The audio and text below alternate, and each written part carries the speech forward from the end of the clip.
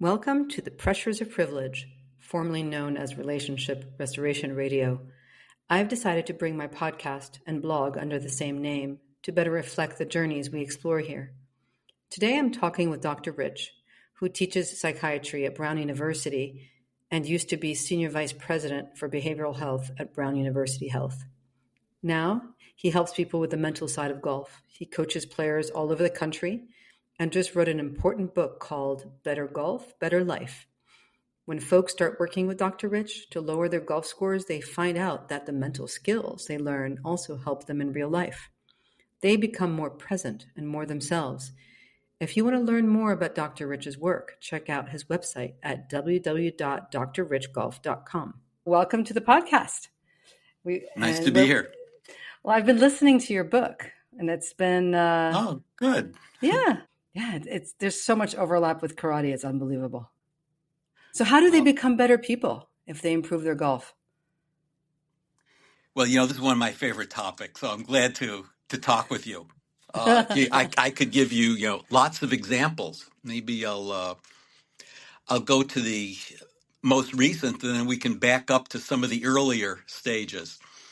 So people often don't call me up and say, Dr. Rich, I'd like to see you because I want to be a better person. Usually people call me up and say, I need to shave a few strokes off my handicap. I want to break 80. I'm getting close, but I'm frustrated. They have some goal in golf that they're looking for. So that's where we start. So one guy calls me up. He happened to be a CEO of a big company and operating out of Boston. And he called me because he had trouble making 4-foot putts, 3 and 4 foot putts, these little short putts. He was quite serious about his game, but he said, when I stand over that putt, that just before I take the club back, my mind goes off the rails. He loses his focus. So this mental golf coaching it takes a while to get to know people and know how they learn and what's going to appeal to them and how concrete they are or how abstract their thinking is. So this guy was fairly concrete about things and not very interested in kind of the spiritual garment of meditation and getting close to that. So I took a concrete approach with him and said, this is what I want you to do. Stand over that putt and look down at that beautiful white sphere of a golf ball in front of you at your feet. And I want you to stare intently at that white sphere. In fact, I want you to pick out a dimple on the ball, maybe, and focus on that ball so intently that after you take your putting stroke and you keep staring at that spot, you should see a black circle as a retinal after image because that white ball has sort of burned that space into your retina. And after it goes away, against the green grass, you'll see a black circle after image. And that will be evidence for you that you remain focused. Now, there's also some neuroscience behind this approach called still eye, because when people are focused and putting well, their eyes aren't moving around. And in fact, they've done studies where they've shown that higher handicap people who don't play golf as well, when they're putting, their eyes are moving around. And very good players, their eyes are still. And it's almost a linear relationship. So I was also helping him achieve kind of a still eye, still brain approach to this. Yeah. So so I told him to work on this for a while. So he worked on this for a while, and a few weeks later, we're meeting again. He says, I got to tell you, this has been so good. Not that it's magic, not that I'm making every one of those putts, but I'm making a lot more of them. And what's more important for me is I kind of look forward now to the opportunity to do what I think I need to do to be present with these putts. And I feel like I'm going to make more of them. So I said, well, I'm really happy for you. That's great. But now let's think about how great it would be if you move this into your life. So I said, I know you're a CEO. You've told me about your business. I know people are coming into your office all the time. They're looking for advice. They're asking questions. They're giving you reports. They're giving you information. I know what you're doing. You're on your phone. You're looking up things on your phone. You're shuffling papers around your desk. You're hardly paying attention to them. And then they walk out of your office and they're feeling, frustrated or not listened to. So they say, think about bringing this same presence to those brief encounters in your office. When someone comes in your office, look them in the eye for 15 seconds. Listen to them with the same intent presence that you had in your mind over that putt. You'll see what happens. You'll see what starts to happen and how things start to transform around you. So he said, that's very interesting. He said, you're absolutely right about what I'm doing when they come in my office. I'm all over the place. So next time we meet, another 3 weeks later, he says, it's like a new business.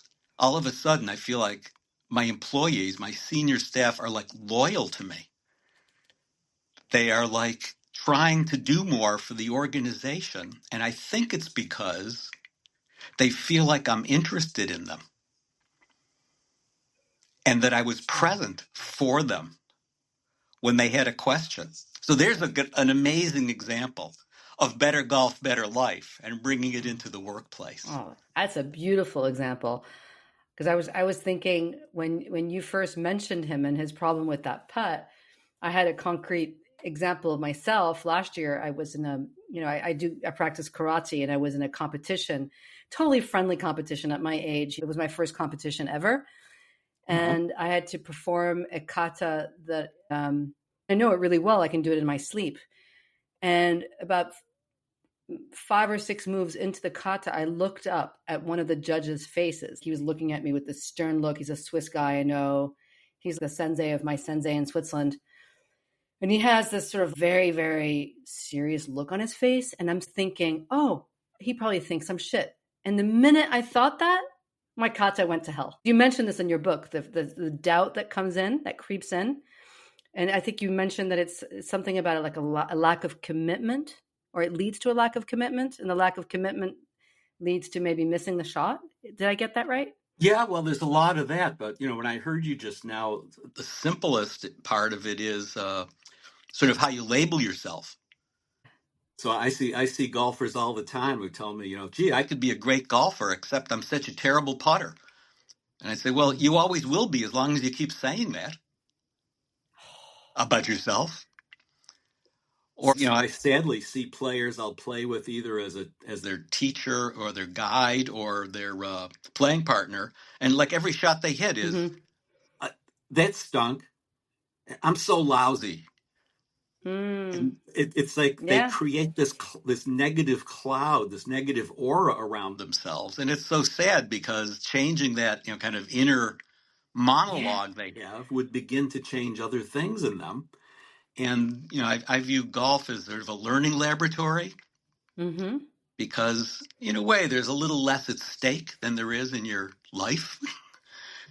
And you can try it out. So I'd say, gee, next time you hit a terrible shot, why don't you pause for a minute and kind of resist that impulse to say something bad about yourself. Try, and then we can and then in my mind, I'm saying, then I'll talk to them about bringing that into their life, at some point. But the mindset that people bring to their game is, a critical part of playing better golf. And it's amazing. I've actually gotten pretty good at not having those thoughts during karate. There was a time when we were doing a drill and I was not really paying attention. I was thinking about something else, and I got paired up with a white belt. And here I am, a black belt. The white belt could do the drill better than me. So by the time we rotated and I was facing my teacher, he got really mad at me. And he emailed me and he apologized, which I told him after the fact when I got home. Yes, I was upset, but I think it was my ego. I was all in ego thinking about I'm shit. The white belt's doing better than me. And it was all about me. And it was the last time that's ever happened. But I emailed my sensei and I said, thank you, sensei. Like, it was just my ego. It's been good because it's focused me. I haven't done Yeah, it since. It's very rare that I ever slip again like that. I'd like to get an entrepreneur to work with me on a line of golf shirts that the logo would be Tamashigo, which sounds Oh, Japanese, sounds kind of yeah. exotic, but it's Yeah. really sort of a joke, meaning too much ego, I Tamashigo. And so it would like be that. sort of I love that. it would be sort of an inner secret for the people who buy this line of clothing, Tamashigo, and people would see it and say, gee, you must have a very exclusive brand, Japanese brand of golf clothing there. Where do I buy that? Tamashigo brand. But the people I'll on the buy it, inside know Dr. Rich. I love it. it's too much ego. So I'm kind of looking for a partner to launch that. I think that'd be great. Designer design it to look like that kind of beautiful Japanese calligraphy script that would go Yeah. there, not just block letters. So Yeah. yeah, see, Well, it's because too that's, much ego. But the all those that what you described in that moment is what happens to people on the golf course as they're about to mm-hmm, hit shots. mm-hmm, Their mind is, what are people going to think of me? mm-hmm. What am I going to think of myself? Uh, how I did this better in the past. Can I do it again now? They're in the past, they're in the future, they're in their ego, and Yeah. getting people to be, in the moment, to be there. Of course, I use fairly concrete with them. I emphasize a lot of what I call the pre-shot routine, which Mm-hmm, is a structured preparation that people go through to optimize their mindset and their performance, mm-hmm. because the golf swing is, a highly orchestrated, complex movement, and all we can do is interfere with it, with all of these other thoughts. So Yes. by getting engaged in the pre-shot routine, people build in certain triggers and patterns that keep them on track with things. And Mm, also, there's sort of another neuroscience principle is your brain can't do really two things at once. So if you're engaged in your pre-shot routine, there's no room for a lot of the doubt, anxiety, fears, ego. There's just no room for it because your mm-hmm. brain is totally occupied and engaged with something. Yeah. So I just brought that up with somebody who's a pretty good golfer, and he said, "Oh, wait, Dr. Rich, we don't have to talk about that. I got a pre-shot routine. Let's go on. What else you got?" So, I worked with him for a while. And then about a month later, he says to me, that pre-shot routine you talked about, I've had one. I'm not engaged with it anymore, though. I'm just going through the motions. That's what I realized. Mm, So so I said, yeah, now that you bring it up again, I actually like to call it pre-shot creation rather than pre-shot routine, mm-hmm. because there's sort of an active creative element about bringing yourself to that moment. Mm, Uh, And yeah, so we did a new kind of inventory review with him about the elements of it. It's all highly, it's something I'm writing about now. Let's say there's potentially uh, 53 elements of the pre-shot routine. Well, you can't use wow. all those. You've got to sort of utilize ones that are kind of meaningful and helpful to you. So it's a real creative process to get there. Right. But the mindset is a big part of it. The mindset that begins things. I know you also share with me piano interest. Yes. And I was Yes. thinking at this point about a moment with my piano teacher was Ludmila Lifson, may she rest in peace, was a Russian woman who had won a gold medal in the Moscow Chamber competition Mm, with her sister, who was also a great violinist. So she was a very, advanced musician. And I was fortunate that a fluke of politics brought her to Rhode Island. mm-hmm. And I studied with her for 10 years. And I remember one day playing, I forget the piece, but it's something we were working on, and I played it and then waited for her to say something. And she finally said, and I won't try to do the Russian accent, Richard, that kind of thing. I won't do that. You played that like a marching band, a patriotic marching band. She said, that has nothing to do with this piece of music. She says, close your eyes. I want you to think about a meadow early in the morning, a stillness. There may be some birds off in the distance. You might see a little bit of mist floating up off the meadow as the sun rises on it. She said, could you get that feeling? She didn't use it. Create that mindset. When you have that, now play that again. And that moment was sort of a moment that I've brought into golf. What is the mindset that we bring to the first tee? I love it. And what's the mindset that we bring to our day? And it's sort of an endless process. I mean, I've been meditating for 50 years, and it still is a process. And so I'll confess that, recently I found, and I got this from my golf and I brought it into my life, more of a sense of gratitude. So I would get on the first tee, and rather than focusing on, what's the course record in this place? Or how am I going to look to these other players? They think should be an expert. What's going to, instead of all that nonsense, I'll stand on the first tee and sort of cultivate a sense of gratitude for being here, for the greenness, the nature, the beauty of the golf course, the companionship, the opportunity to have these movements. Golf, I call it yoga for Republicans. The golf movements that are so beautiful. And I feel like that and a lot of PGA, professional players talk about the importance of cultivating gratitude, the importance that has on their game. So I brought that back into my life and started to focus my morning meditations on gratitude. And a lot of interesting things came up of things that I was grateful for, that I had just sort of glanced by and overlooked. And it had a wonderful effect on my day. And is having a wonderful effect on my day. It changes, that mindset creates a whole different way of experiencing the day. So I sort of got that came back into my life through golf. That's fantastic. How long do you meditate for? Usually about 20 minutes in the morning. It's 20 to 30 minutes. But about that amount of time. And I'm a real, no surprise, kind of always doing things, always planning things, always having a big agenda. And a while ago, I figured out that this was a good investment. I remember you telling me about 13 years ago when I first met. Was it 13 years ago when I first met you? Could be. Or 14? Yeah. I remember asking you about morning routines. And I remember what you said. I don't know. Do you remember what you said? No.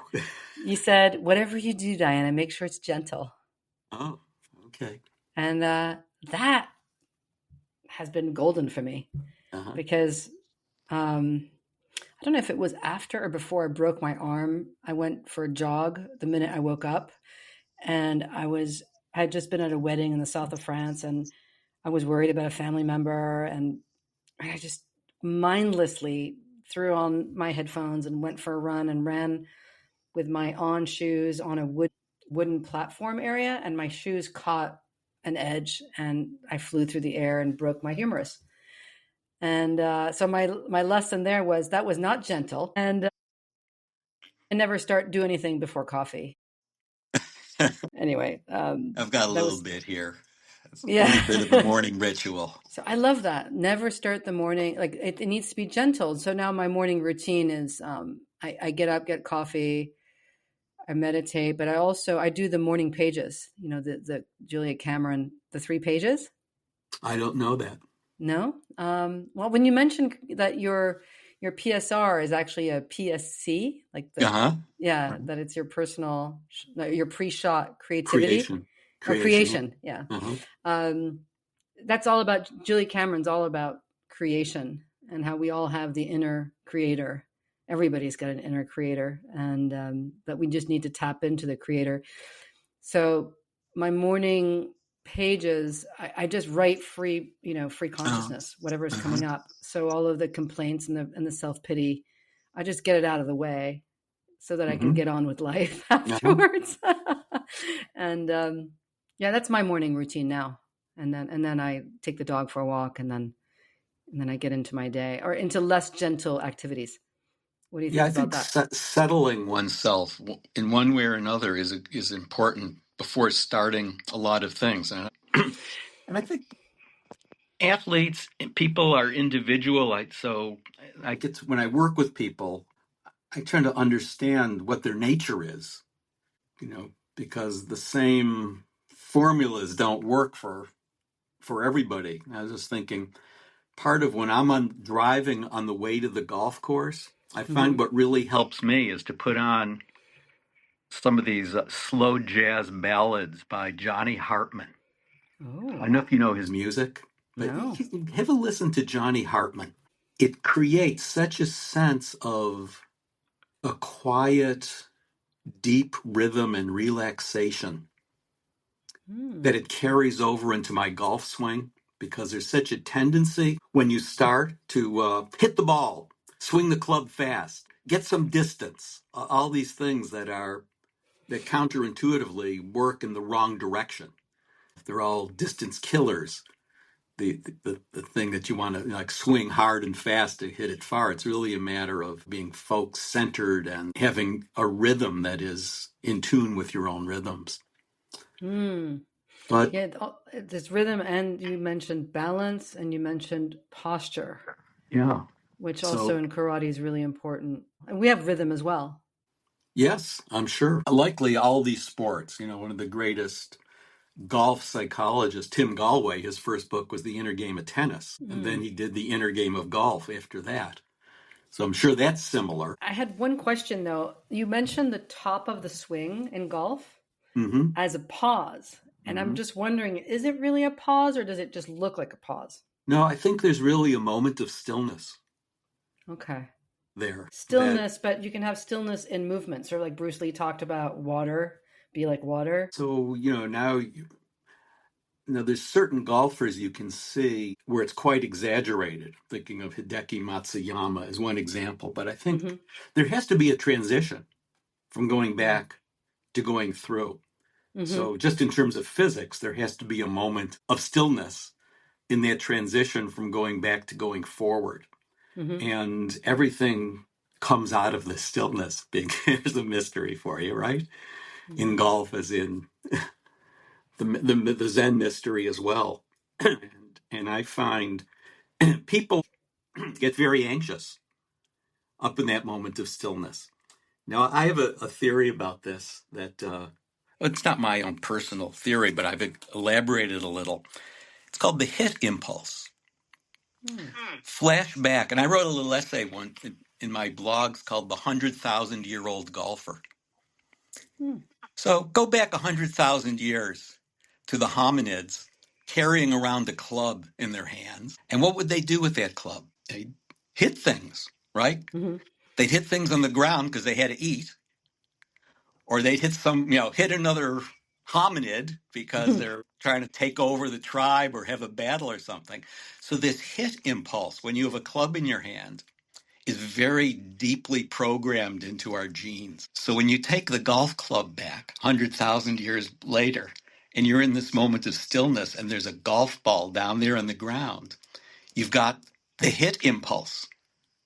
And all you want to do is, as quickly as possible, hit that golf ball. And that leads to all kinds of swing problems and all kinds of difficulties with the golf game, the swing path. And it's very hard. Good golfers have mastered it, but it's very hard for people who aren't to realize that it begins with patience. It's never rushed. It's dropping into a golf swing.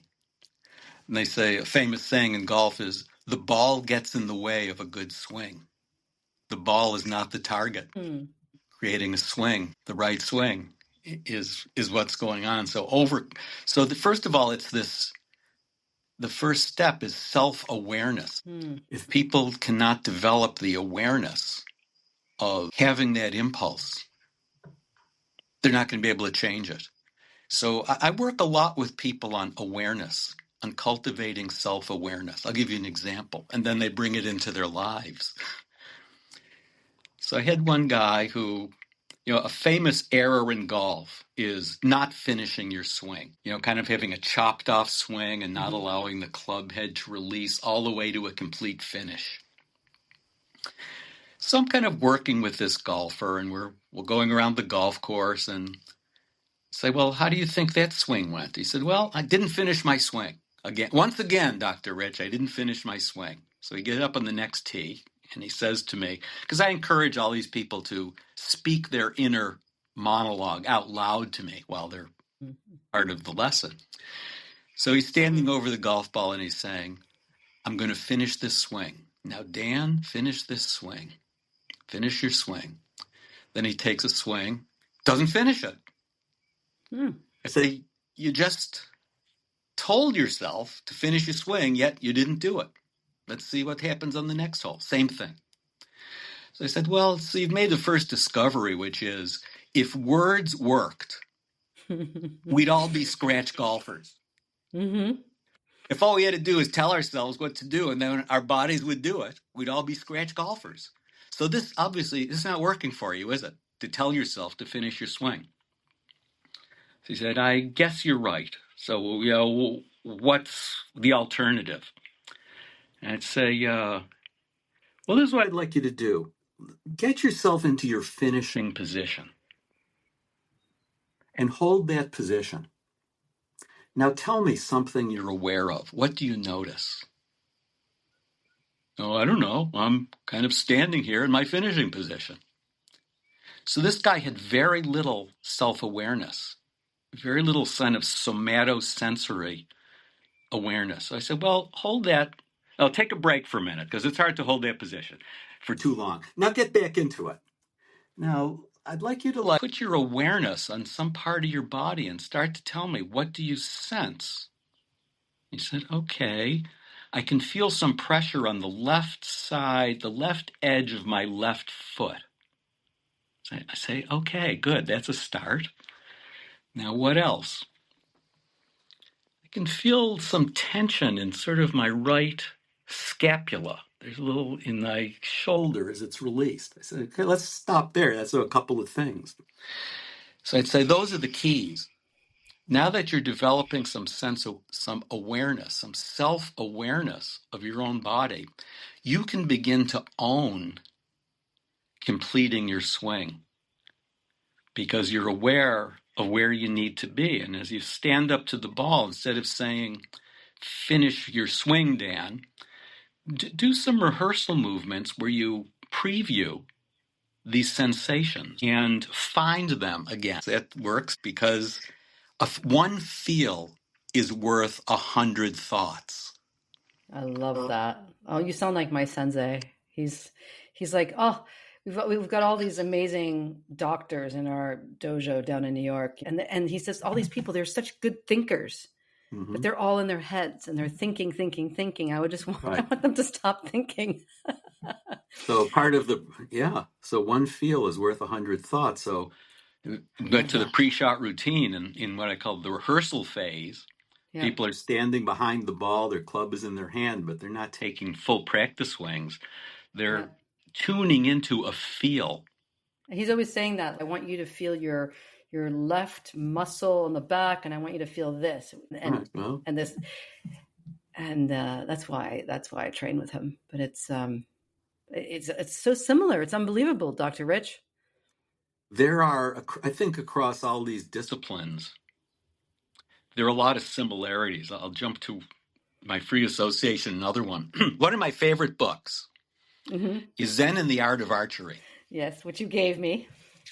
Of course, I've read it now 15 times. There's hardly any page that isn't marked up so many times. Okay, I'm behind you there. This business about when the arrow is released. So I was going to say when you release the arrow, but that's part of the problem of the beginner. And it seemed very mysterious to me. So here's a roundabout lesson in this. So one of my students who I was working on putting again, putting's the final frontier in golf, it seems like. So we were working on putting and her focus, and she says to me out of the blue, she says, "You don't know this about me, Dr. Rich, but I'm a very successful competitive marksman, and I compete in high-level shooting competitions." And she says, "Everything you've been telling me, part of me has been listening because it applies exactly to pistol shooting. Your posture, your balance, your focus, your stance, your grip, your vision, your mindset, your presence, just all of these things." She said, "You should Breath. be a shooting coach." So incidentally, I am doing that now. And Oh, wow. I've taken it up myself. So she said, "Let's, barter some services. You work with me on my putting, and I'm going to introduce you to the world of target shooting." Oh, you want to start So, karate too? yeah. So I get into this target shooting and, get into things. Naturally, I buy a pistol that's like way better than I deserve to own. It's the one that they're using in Olympic competitions. And I have all the equipment because why not? And I'm looking through the site, and this is what they call these red dot sites. So a little tiny red dot gets superimposed on the target. But what I found is it was going like this. It was like dancing all over the place. I said, "Well, of course it is. I'm an old man. It's kind of like I don't have any neurologic disease that's diagnosable, but I got tremor, right? How am I ever going to be able to get better at this?" And of course, that was like saying, "I'm a terrible putter. You always will be, as long as you say it." So I say, "Yeah, I'm terrible. I can never get better at this. I'll never hold that red dot steady."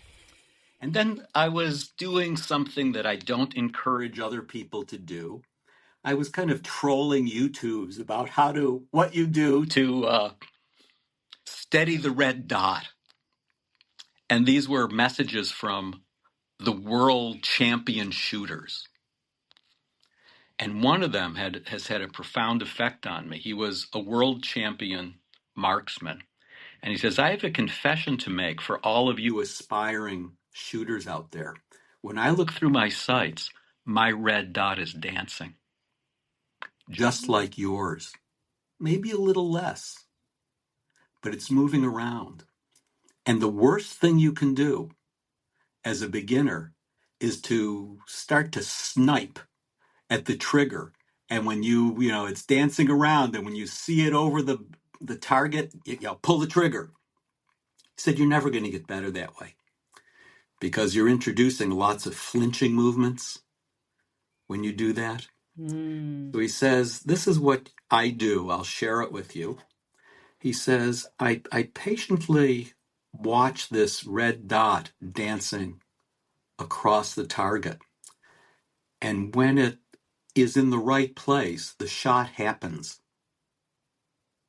I never consciously take a shot." And I'm thinking immediately to Zen and the Art of Archery. That's exactly what the Zen teacher was talking about, I think. Yeah. And I brought that into my target shooting and had sort of an epiphany. I went up like 2 levels overnight in terms of things. And what's more important, the reason I've stayed with it is it's very meditative.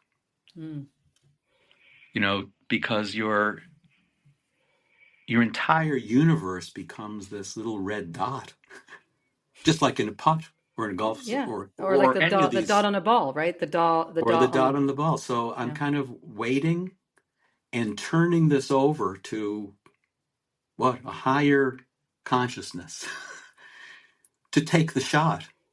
And in some miraculous way, it's like more accurate.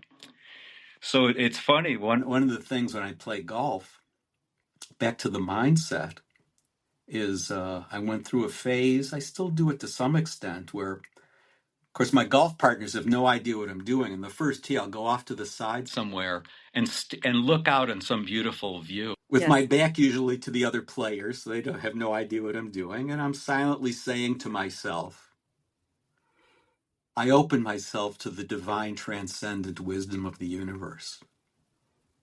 Om Namo Guru Dev Namo.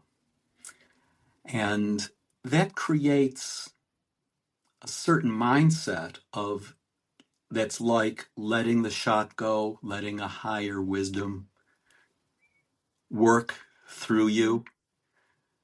Make it very concrete. Ben Hogan, one of the greatest golfers of all time, says, once you've got the club at the top, there's absolutely nothing you can do, nothing you can think about. There's no thoughts you can have that are going to help you take a better shot. You sort of are turning it over to the divine wisdom of the universe at that point. I love that.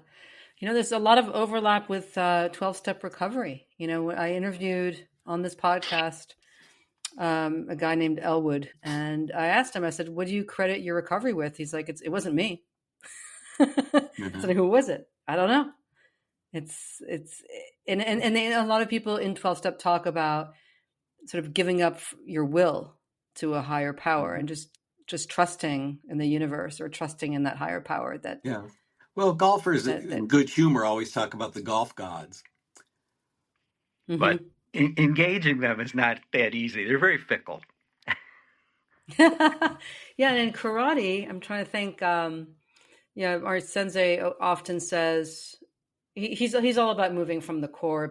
I have in my basement, I have a makiwara. Do you know what that is? It's a piece of wood that's screwed to the concrete floor, and I have a little leather padding on it, and I punch it 10 times on each hand every day, and to sharpen my weapons. And if I'm thinking about my hands and I'm thinking too much, my fist will roll off the leather, and actually I risk hurting myself. But if I'm thinking, I'm punching with my glute, and I just let my arm do whatever, I'm directing it from the core, from the glute, I nail it every single time. But it's not me doing it. I don't know what's doing it. I'm just not, trying to control my arm the whole time. It just sort of happens. My butt knows where my punch is going. It's just, so if I just have trust the process, it just happens. And isn't that what? And I find that fascinating in life. This sort of, I tend to over control my life, Dr. Rich. Control I used to control other people in my life. I'm trying not to do that. But it's also controlling myself and all the time, and it's exhausting. Yeah.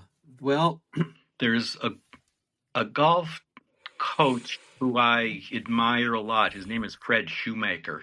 He's probably not actively coaching now, but one of the things he said in one of his books that has influenced me a lot, he says, the common golf culture would say, if you want to improve, there's something wrong with my swing and I have to fix it. If you start thinking like that, you go through a lifetime of always thinking there's something wrong with you, then you have to fix it. And that's going to be a lifetime of fixes and a lifetime of feeling there's something wrong with you. He says, I have an alternative approach, which is there's something going on with my golf swing and I need to become aware of it. So that's influenced me a lot. These two different approaches, because there's people who I see on this endless path of fixing and looking for tips, looking for golf tips and trying something new. And then a week later, another tip and another new thing. And in the meantime, there's a deep sense of something being wrong.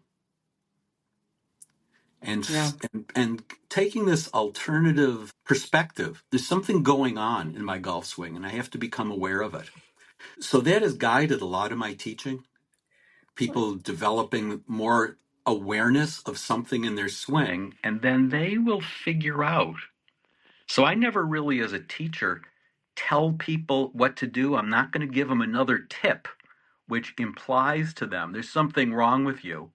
and I'm the teacher, and here's the thing that's going to fix your problem. Mm-hmm.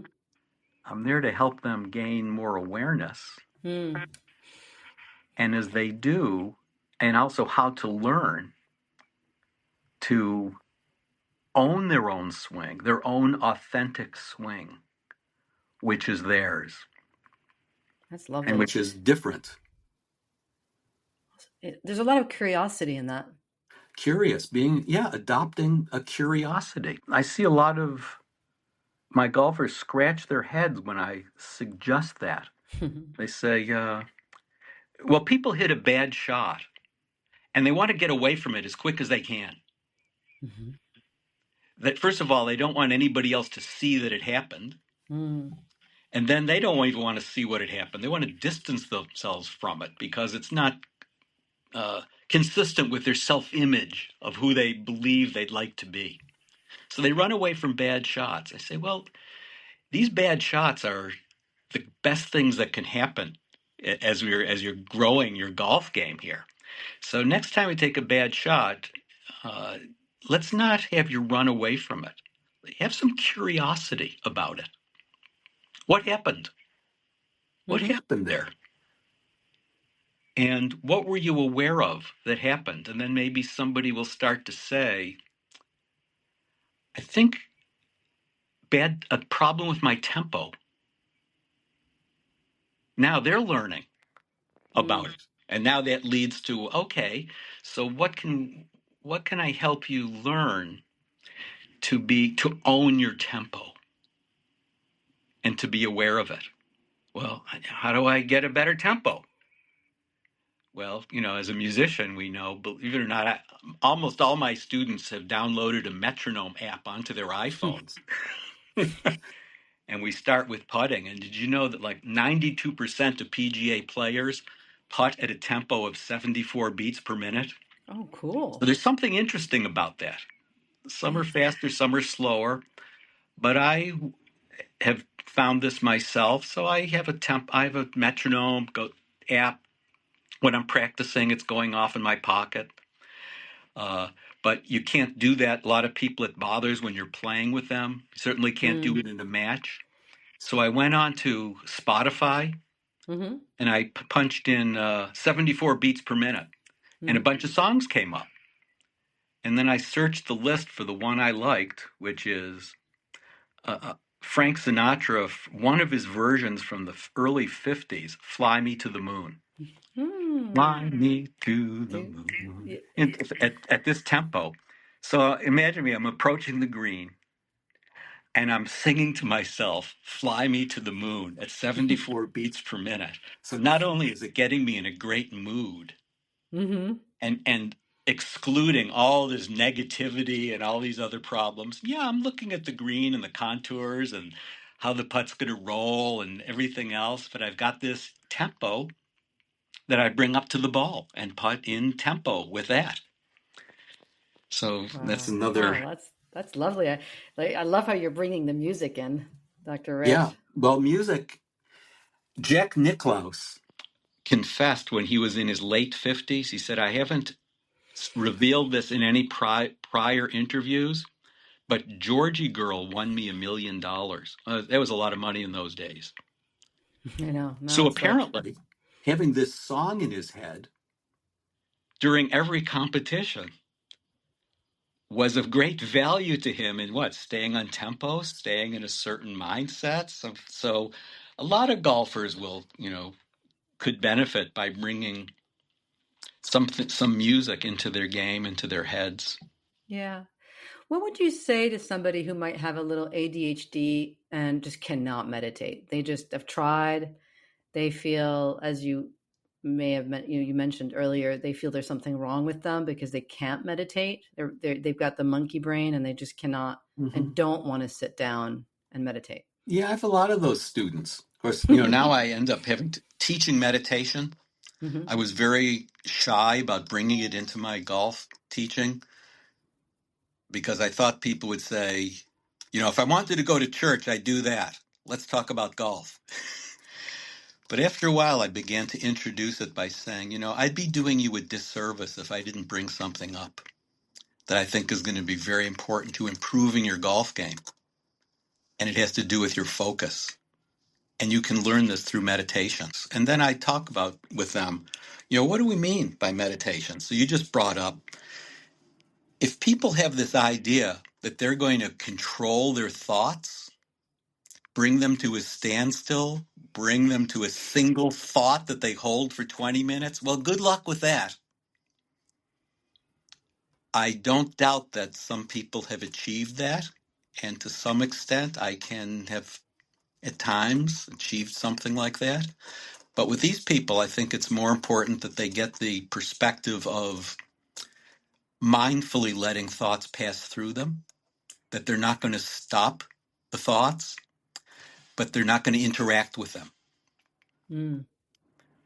They're going to let these thoughts pass through them. And so I give them sometimes a metaphor of, you'll become like a pane of glass, and thoughts will arise and they'll go through you the way light goes through a pane of glass. And you're that pane of glass that's letting things pass through you. And as you identify with the glass, the pane of glass, you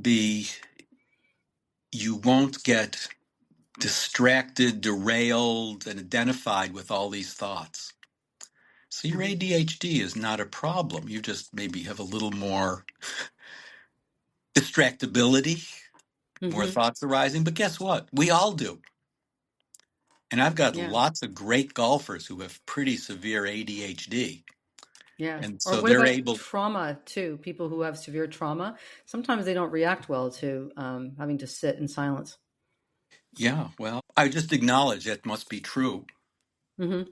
So then, we don't have the time to go into. Then what would one conclude of what to do next?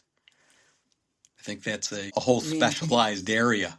oh my God, we'll have to do a sequel, Dr. Rich, Yeah. to get into your whole sort of psychiatry and psychology, which you are an expert in. We've gone a lot of different places. Like I Yeah. said, most people call me because they want to shoot a few strokes lower. And I don't dissuade them from that goal because that feels good to be able to do that. But as they do, they learn that good scores happen as a result of more awareness of your swing and of yourself and the things you learn along the way. And sure, some people need a swing coach. And some people, everybody should get better equipment and, custom fit to them. And you do what you can in those areas. But after a while, it's learning, it's 90% mental. And that's why it's such, a great game. Is there anything else that I've missed that you wanted to bring up today? No, I've covered a lot. I mean, it's like not everything by far, but we just let the whatever happened. Yeah. Right? So how do you work if people want to hire you to go golfing with you? How do they Yeah, if do that? anybody listens to this who wants to, I mean, this kind of group, if they would just, email me at drrichgolf.com. drrichgolf@gmail. That's an easy one. DRRICHGOLF, drrichgolf@gmail.com, and say, hey, I heard you speaking, and maybe we could have a conversation about whether it makes sense. Yeah. For So us to work together in some way. So we'll have you go on the green with them. Yeah, now I have lots of people all over the country. So I do a lot of Zoom coaching with people. It's a different thing to go work in person. So every year I make a West Coast swing where I'm out in Palm Springs for 6 weeks, and I have a lot of students out there. And so after a lot of Zoom work, we get to go out on the green and on the golf course. And around here, I prefer to do that. But even around here, I usually start with a couple of talking sessions because understanding them and their background and what their golf history has been like and what is important. By the way, around here is Rhode Island, right? Yeah, around here is Rhode Island, but it encompasses, the circle around anywhere you can sort of get to Boston area and Yeah. So Newport. And, we have a huge listenership in Switzerland, by the way, because I interviewed an Olympian coach in Switzerland. So we're like top 200 in Switzerland for health and wellness. uh-huh. So who knows, Dr. Rich, you might be called to go to Switzerland. Yeah, well, I'm probably not saying it right, but Crans-sur-Montana Yeah, Crans-sur-Montana. is an incredible golf course. Okay. 45 years ago, I was there, but not since. But I'd go Mm-hmm. back in a moment. I Mm-hmm. was, I spent a summer in Verbier, Oh, yeah. and before it was And built up. yeah, Gstad, Sonnenland up in Schönried, they have a golf course. Yes, I'm not I'd a love golfer. to. I can't tell you if it's great, but people love it. So Certainly love to connect with anyone in Switzerland too. And yeah, so we'd start off, we'd have a little conversation, and then if they say it's like, yeah, there's a fit, we sort of get yeah, along, and yeah, this is what we do. Then we would begin something it's very bespoke. yes, It's not every week. Sometimes it's a little more intense, sometimes it's less, but it's all it's highly personalized. that's lovely. Do you work with musicians as well? Just out of curiosity. It turns out that a lot of people I see have many talents. It's not unusual to find golfers who are musicians. That's maybe for another day, is how Okay. what I've learned in golf has helped me get through some difficult musical passages in my playing. Yeah. But mainly some basic things about breathing, about how to, but first of all, being aware of heading into a problem and then managing the mindset in a different way and then breathing through it. So that's for another day. Yeah. Oh, I could talk to you for hours. It's so much fun. Thank you, Dr. Rich. Thank you. What a Yeah. joy. I'm very, I have a lot of admiration for what you've done with your own writing. You've been very courageous and authentic about what you've written. It's very unusual. So I think that's, I really admire you for that, and trying to bring this relationship focus through the podcast. Of course, I like to believe it all starts with the relationship you have with yourself. Yes. Well, that's kind of the crux of it too. And that, there's a lot we can do in the golf course. You've got just you have to be able to live with yourself for those 4 hours. Well, yeah. Who was that guy? He was a French philosopher who said that men, like all problems of mankind, stem from man's inability to sit with himself in a room alone. I'm forgetting the name of this French guy who said that, but I often think that is the problem. Like, people just don't want to sit with their thoughts. Yes, it's hard for different reasons. Yeah. So thank you for inviting me. I certainly hope to connect with some of the people that you've connected with, and we'll see. Well, thank you, Dr. Rich, for your time. And I look forward to getting together and maybe playing a little Bach or Schubert duets or something. Okay. Okay. Diana, thank you. All right. Again. You're welcome. All right. Bye-bye. And wait, last thing. May the golf gods smile on you. Thank you. It's become my sign-off line. I love that. Okay. I love that. Thank you. And I hope they do on you too. Yep. Okay. Bye-bye. Before we wrap up, I'd like to thank Oliver Kiker for the jingle and Gwendolyn Christian for the backup support. Also, a quick reminder, these interviews are not a substitute for professional, medical, legal, or psychological advice. Always consult with a qualified professional for any major decisions in your life.